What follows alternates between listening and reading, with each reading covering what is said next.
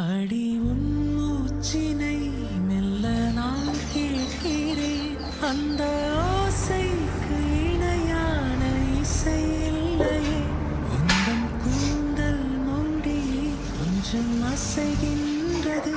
அந்த அசைவுக்கு நடனங்கள் இணையில்லையே. சிற்பம், கவிதை, ஓவியம் மூன்றும் சேரும் ஓரிடம் கண்டேன் பெண்ணே நான் உன்னிடம்.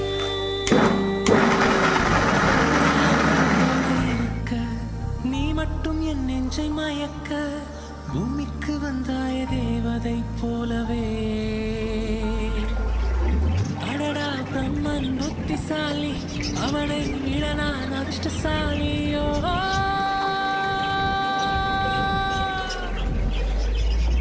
ஓ செஞோரிட்டா, பேசும் மெழுகு